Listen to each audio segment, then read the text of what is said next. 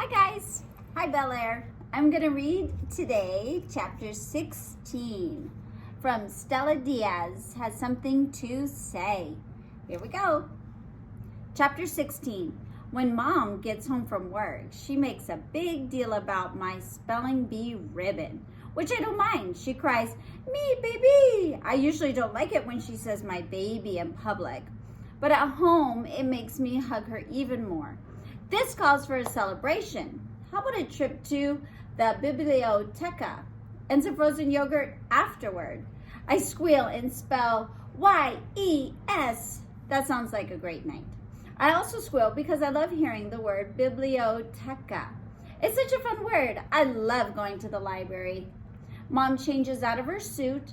As soon as Nick and I see her in her jeans and sweatshirt, we know it's time to go. "Are you going to get any books for your project, Stella?" she asks as she grabs her car keys. "I would love a book on starfishes." "Mom, did you know that if a starfish loses an arm," I hide one of my arms behind my back and then stick it out, "they can grow it back." I wiggle my hand in amazement. She nods. "Did you know some people are as strong as starfishes?" "What do you mean, Mom?" "You mean like superheroes?" I ask. She laughs. "I just mean that some people have to go through tough things and they can bounce back, like Frida Kahlo." "Oh," then I ask, "who is Frida Kahlo?" "I'll tell you more about her in the car," says Mom. "She's fascinating." Turns out Frida Kahlo was a Mexican painter who made beautiful paintings. She was in a bus accident when she was very young and had to stay in bed for months. That's when she learned how to paint. She became one of the most famous painters ever. "Wow," I exclaim. Hearing about Frida makes me feel proud to be from the same country. "We can get a book on her at the biblioteca tonight," Mom says as she pulls into the library parking lot. Now, the library at school is pretty cool, but the public library near my house is incredible. It has 3 levels and beanbag chairs in the kids section. I like to go to the reference section and look at the huge books on marine life. They have so many pictures. The library also has art exhibits and art contests. One time I got 3rd place. We had to draw a scene from our favorite book, and mine was from James and the Giant Peach. It was the scene where the peach gets stuck on top of the Empire State Building.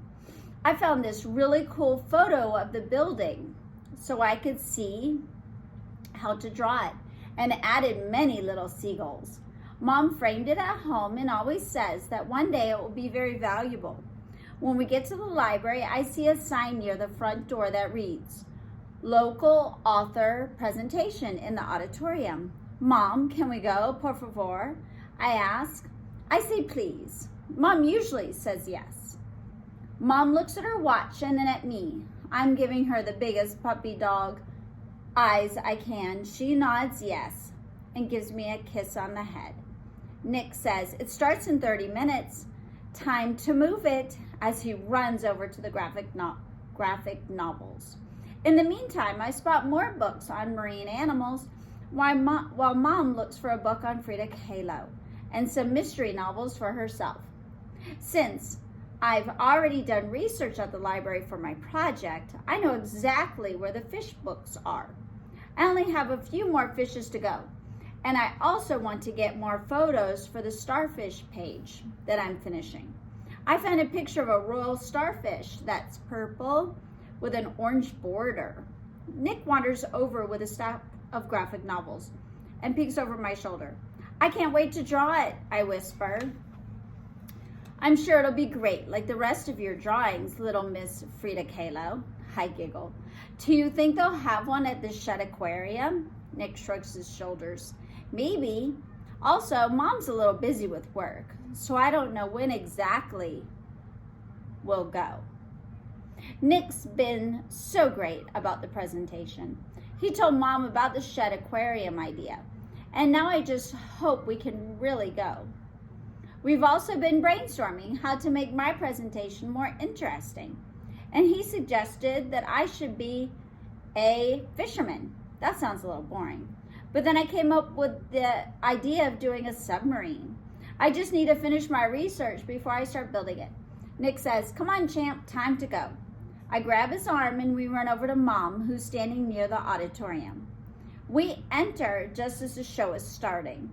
Not only is it an author, but it's a children's book author and a girl. She starts the presentation by reading out loud a few of her books. One of them is even in English and Spanish. How cool is that? Obviously, I understand both parts. Later, she speaks about how she got started as an author. She grew up in Texas, like Stanley. Turns out, she had problems speaking as a kid, just like me. She would switch the letter sounds. Everyone thought she wasn't really smart. Because of that, she read even more and made herself write all the time. Then she decided that's what she wanted to do when she grew up. I whispered to Mom, "She's a starfish." She puts her arm around me and kisses me on the top of my head. Then I realized that maybe I'm a starfish too.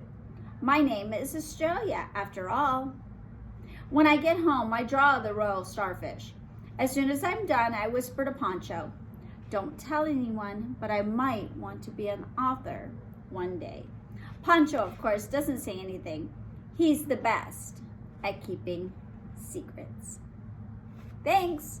Bye, guys.